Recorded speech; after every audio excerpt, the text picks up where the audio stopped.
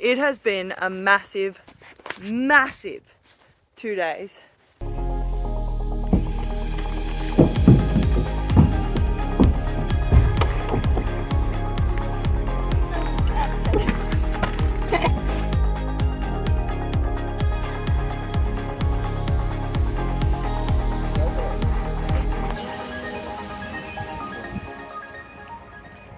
You know how you win something and then you get one of those things and they put them around your neck? Yeah. This is like one of those moments.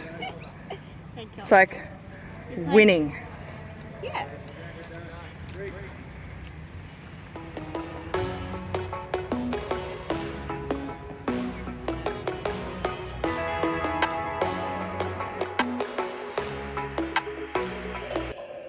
We just wanted to let you all know that the session starts at 2 o'clock in the Pet Stock Pavilion, and we're really excited.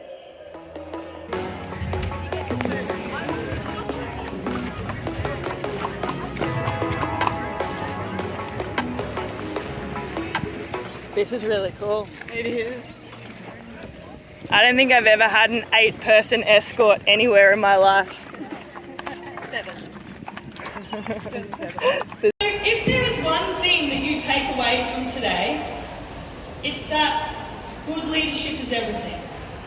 And becoming the leader of your horse isn't as hard as you may think, because horses decide who's the leader by who moves whose feet.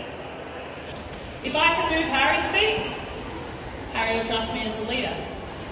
If Miranda can move Tivoli's feet, Tivoli will trust Miranda as the leader. If Miranda can move my feet, we don't have to worry about that, that's not going to happen. All right, mine. One day. One day. One day. Now, the next thing you need to know is that we communicate to our horse through a language of cues, and that's our second principle. The more cues you have on a horse, the safer you are, and the more fun things you can do together. The more cues you have on all 4 parts of your horse, the more elements and more advanced movements that you'll be able to do in dressage. For me, my 2 favourite cues are head down and flex to me. And that's because they're the 2 cues I need Harry here to understand, head down and flex to me, if he's going to put his bridle on really gently in front of 300 people today. So, let's test those cues actually work. We need head down, oh pretty good, and flex to me. Done. Adding cues together is what I call advanced work. It's what I call a dressage aid. It's when we add more than one simple cue together. But simple cues are best taught one at a time. Teaching Harry one word in the sentence means that we can keep getting our movements and our aids better and better, and we can keep improving our cues 1% every time we do. I need to tell you a bit of a story. I used to positively hate dressage. In fact, so much so that a farrier went up to one of my clients this week and said, "I can't believe you've got Lara teaching me dressage. She used to actively avoid flat work at any cost. If her flat work sessions were at the end of the day, she'd go home at lunchtime. If her flat work sessions were in the morning, she'd sleep in." So much so that the Pony Club caught on and they started making my flat work sessions in the middle of the day. But we couldn't have that. So I became the president, and then we didn't have to do flat work really anymore. And the reason I hated flat work is because I liked a few things. I liked going fast. I liked flying over jumps. I liked hard stops. I liked rollbacks. And I liked chasing cows. That was my thing.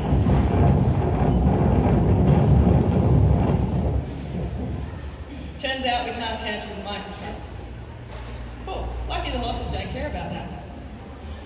So I like going fast. I also liked riding bareback. I liked riding without bridle. I liked riding with a rope around my neck. And that didn't always agree with some organisations that I was part of. But when I started to learn that dressage was actually about communicating softly with Harry's head and neck, with Harry's shoulders, communicating softly with Harry's rib cage, communicating softly with Harry's hindquarter, dressage started to get fun. Because I could start to add these things together. And oh, sorry, bud. Sorry, bud. He's like, it's not softly. And when you start to add things together, like flexion, where you place your shoulders, what bend you've got, where you want to hold your horse's hind end,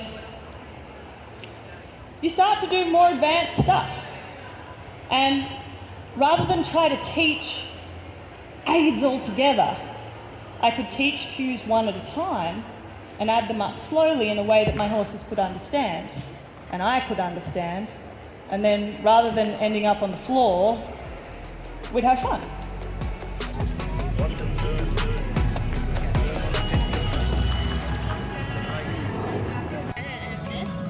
What do you think of your first Equitana, Miranda? It's pretty good. Was it everything you expected, being in front of 150 people? I dealt with it a lot better than I thought I would. I thought I would freak out, but I didn't. You didn't freak out at all. Cool as a cucumber. Cool as a cucumber.